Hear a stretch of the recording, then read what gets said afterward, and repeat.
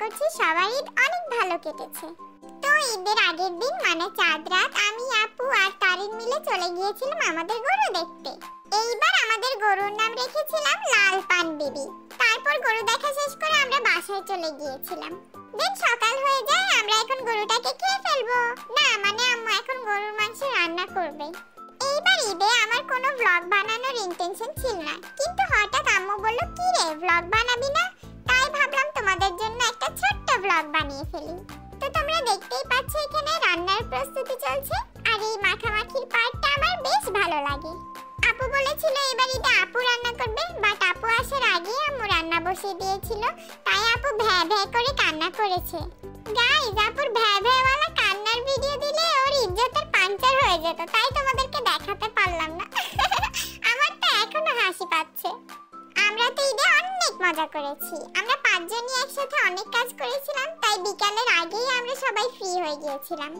তো আমি এখন এখানে মাংসে একটু দুধ গুলে দিচ্ছি। দেখো গাইস, দুধ দেওয়ার সাথে সাথে কালারটা এত সুন্দর হয়ে যায়, ইচ্ছে করছিল তখনই খেয়ে ফেলি।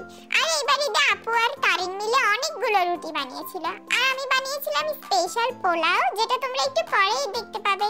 তো 12টার আগে আমাদের মোটামুটি রান্না বান্না শেষ, তাই আমরা সবাই একসাথে খেতে বসেছিলাম।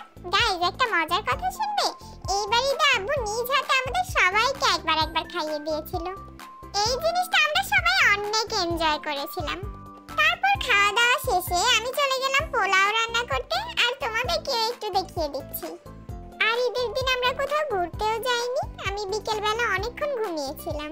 তারপর ঈদের পরের দিন বিকেল বেলা আমি আর তারিন 3 ঘন্টা প্ল্যান করে কোথায় ঘুরতে গিয়েছিলাম, সেটাও তোমরা একটু পরে দেখতে পাবে।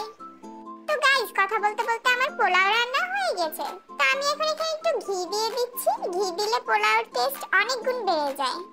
গাইস, তোমাদেরকে তো বলাই হয়নি, এইবার ঈদে টফি আর টফির বাবুগুলো একদম জম্বি হয়ে গিয়েছিল। ওরা না কাঁচা মাংস খাওয়ার জন্য একদম পাগল হয়ে গিয়েছিল।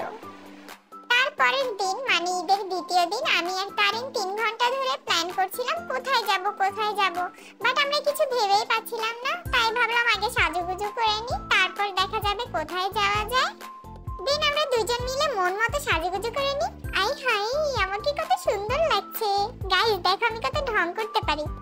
তা আমি এখানে তারিনের জুতোগুলো পরে একটু ঢং করছিলাম, যদি আমি এগুলো পরে হাঁটতে পারি না। দিন আমরা দুজন রিকশা নিয়ে বেরিয়ে পড়লাম। যেহেতু আমরা নোয়াখালীর মধ্যে দূরে কোথাও ঘুরতে যেতে পারবো না, তাই আমরা সোজা চলে যাই হাউজিং বালুর মাঠে। এই ভাঙাচুরা রাস্তায় আমাদেরকে রিকশা একদম নাচিয়েই ছাড়লো। তো এই তো আমরা চলে আসি বালুর মাঠে বালু খেতে। আমরা তো দুইজনই এসেছিলাম ঘুরতে, একটু পরে আমরা 3 জন হয়ে যাব, সেটাও তোমরা একটু পরে দেখতে পাবে। আমি আর তারিন এখানে বসে কিছু ছবি তুলছিলাম, ভিডিও করছিলাম, এটাই। আর এইখান থেকে একজন বলছিল আমাকেও ভিডিওতে নাও। How funny. তো গাইস, আমরা হচ্ছে বেস্ট ফ্রেন্ড, আর আমরা আজকে 3 জন মিলে একসাথে বালুর মাঠে বালু খেতে এসেছি।